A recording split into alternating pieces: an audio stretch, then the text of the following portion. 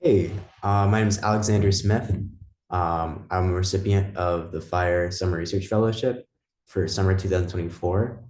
And I've had the privilege of doing a research project advised by Dr. Dufek and Dr. Johan Gilchrist on improving the spaceborne measurements of volcanic clouds. Um, so today I'm going to be talking about my research project and kind of how it works, what exactly I did this summer, and why it's important. And I'm going to talk about some next steps. And later, I'm going to talk about the impact of the fellowship and this opportunity and what it's been like to do research as undergraduate. So first, I have a video for you guys, but okay, I have a video for you guys, but a brief introduction. What you're going to see first is you're about to see like a meter cube model of a plume inside like a density stratified tank of water. So it's a model of volcanic plume as they appear in nature. And a volcanic plume is the cloud that comes out of a volcano during an eruption. It's made of like really hot, like ash particles and gases and like large particles as well. Um, and it grows by entraining ambient air from around it, and they can go really high, like they can reach the stratosphere and further, and they can spread really far as well. And this is important because these volcanic plumes aren't just pretty showpieces. They're not just for bragging rights. They're actually they can cause a lot of hazards. That ash travels far, which has some significant climate effects. Um, Given that that gets into the atmosphere and into the water, and it can interrupt wildlife, which is unpleasant. And also, these columns they collapse. What comes up must come down, and when these eruptive columns collapse, they can form things called PDCs, which are pyroclastic density currents, which is it's a fancy way of talking about the uh, like the current of a material like that's no longer buoyant and it runs across the ground. It's devastating and powerful. And these can wipe out entire towns. So knowing that like an eruptive column is going to collapse or won't be stable is really important information because that's how you know to evacuate people and from where. And you can really concentrate efforts by doing that. Um, yeah, so that's volcanic plumes in a nutshell. Um, yeah, so I'm gonna show you this experiment where I think I said earlier that it's like you're about to see a plume in a density stratified environment, which means that there's just different layers of salt water with different densities. And it's done this way to model the atmosphere where it thins out. Um, there you go. So yeah, these aren't, I didn't do this experiment. This is my advisor, Yoshi's work right here. And yeah, so he's injecting potassium permanganate, which is just it's bright pink, into the tank to make a little cloud. And something important that's happening here is that the it's not just gonna come out steadily because in nature a volcano doesn't erupt everything at like a steady rate. It oscillates. It's gonna come out in pulses, called Plinian pulses, and yeah, the rate of pulsation is very important because that's what determines um, whether or not a column will be stable or not. And it also might determine the spreading rate of the clouds, which is something that I'm looking into in my research. And it also controls a lot of other factors in the experiment, or it may not. You'll only find out if you come see my poster in um, May. Yeah, anyway, so here's the video. I'm going to skip around a little bit for you guys. Okay, so you can see the pulses coming out of the vent at the bottom. Um, Pause right here so I can catch one.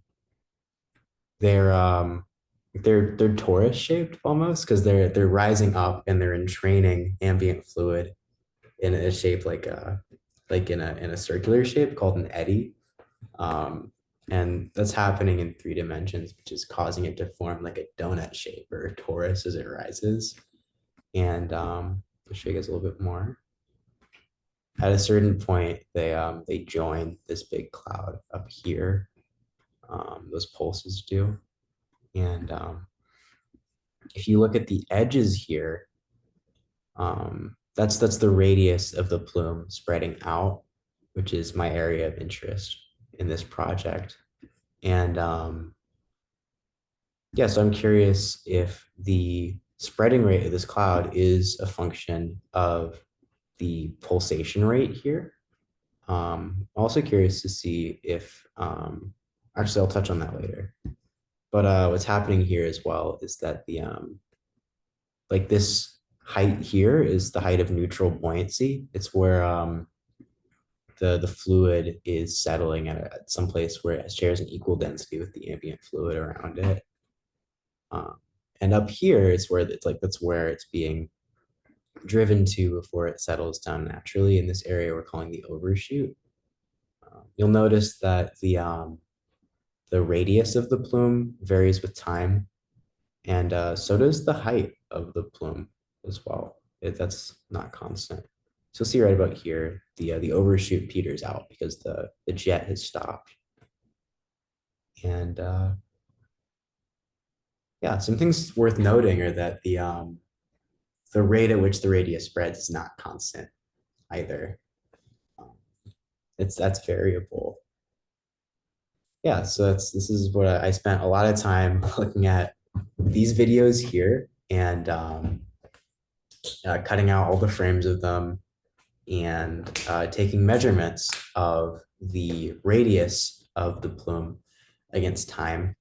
But that was difficult because the edge here is diffuse.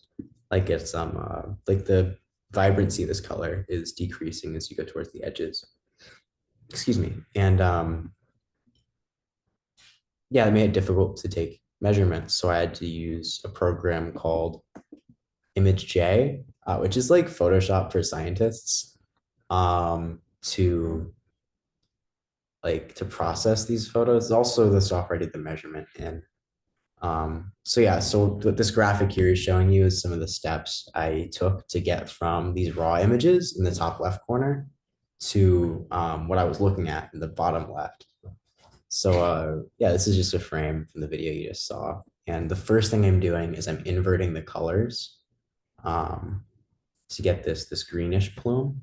And you'll notice it's still kind of hard to see the edges here. So I removed the background so I could see just the plume itself over the background. And it's still a little bit hard to see. So the final couple of steps was to increase the contrast of it and then to invert it again to get this bright pink plume against a white background. And because the contrast has been increased, you can see the edges a lot more clearly. So these are the images that I was looking at. Yeah, and so this is just an image here to show you what exactly I was doing to measure them. I took 3 measurements at the edge, 3 distinct points, because that's not one dimensional. It has like a shape to it, and so I did this to account for that. That shape's irregular too, so this is I took an average of the 3 to make sure that doesn't interfere with the data. And yeah, this is kind of where I'm sampling. I'm collecting the data as a coordinate pair at each of these points, and I'm subtracting the x coordinate or adding, depending on what side it's on, from the axis symmetry of the plume to get a radius in pixels. And then I'm converting that pixel radius to centimeters using a conversion factor I got from measuring pixels in the background frames. Yeah, and that's how I'm getting the data you're looking at right here. This graph is a radius versus time graph. In blue, you're seeing the leftmost radius, and in orange, you're seeing the right radius. We separated them out in case there's any kind of differences there, and it turned out to be quite similar. This vertical green line is just to denote where the pulsation stops. Yeah, and so you'll see that radius changes over time, but the rate of change is slowing up here, and it accelerates at certain points as well. And so to get a better look at that, I measured the velocity over time as well. So in blue, you're seeing raw velocity measurements. It's kind of bumpy. It appears to oscillate a little bit too. And in orange, you're seeing a moving average of that function, um, which shows that the rate of change does indeed decrease steadily after the final pulse, and it does increase and decrease periodically during the experiment. Um, yeah. Uh, so this brings me to another facet of my research, which is that in the field, there's a disagreement among researchers where people don't agree on like how these plumes are behaving as a function of time. Um, it's an exponential function, but there's disagreement over whether it is whether radius is a function of time to the 2/3 or to the 1/4 or to the 1/2 or to 3/4. And so something that I got to do this summer was to look at like a data set of measurements of the radius over time of volcanic plumes, like in real life, and fit trend lines to that data to see which of these, see which of them was the best fit consistently. And I'm applying that same process to this data from the tank experiments to see which is the best fit there as well.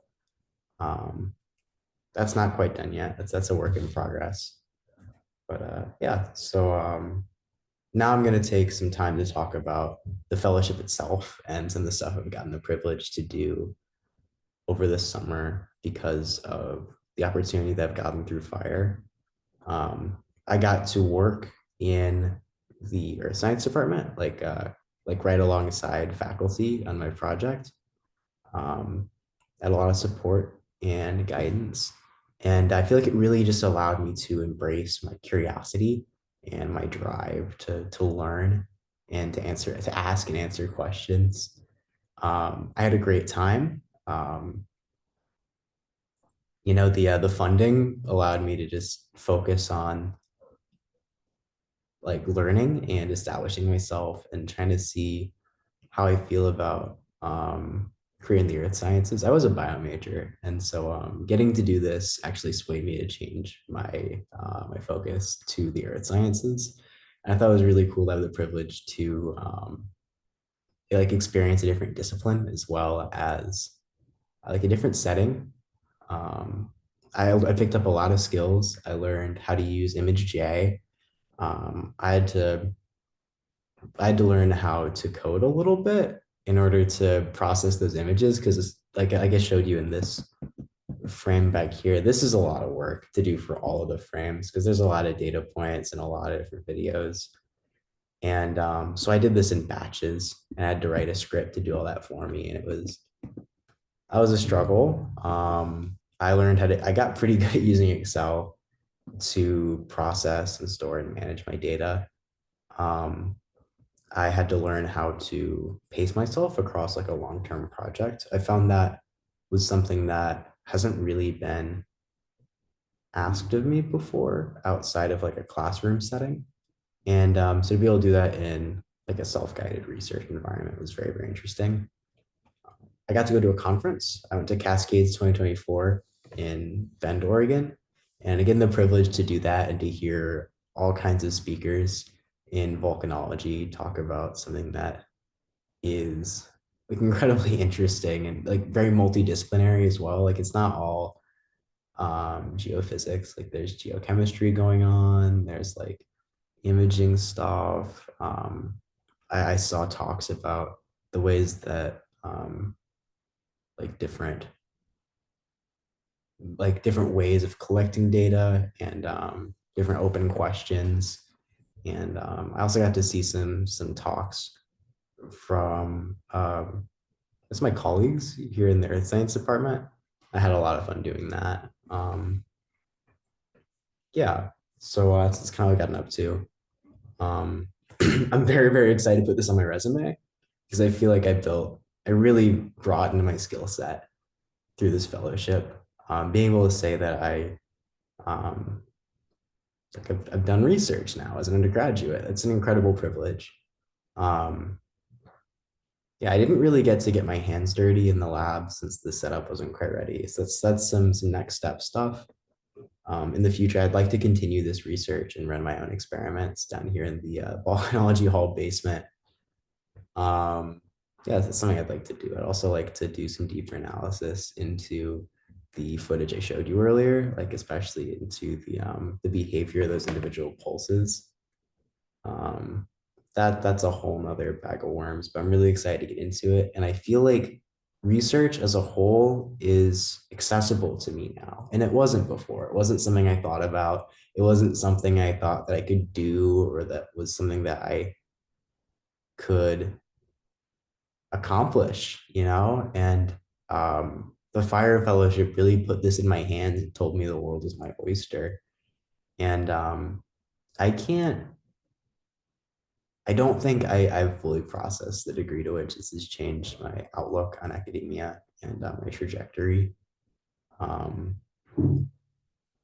because I'm really passionate about learning, but I feel like this really put all the tools in my hands to learn whatever the hell I want and to really experience a brand new environment. So I'm very, very grateful to the Fire Fellowship, and I'd recommend it to anybody who's looking to really find out what they want to do in college. Um, yeah, so thank you for your time. And I hope to see you guys at the undergraduate research symposium in the spring.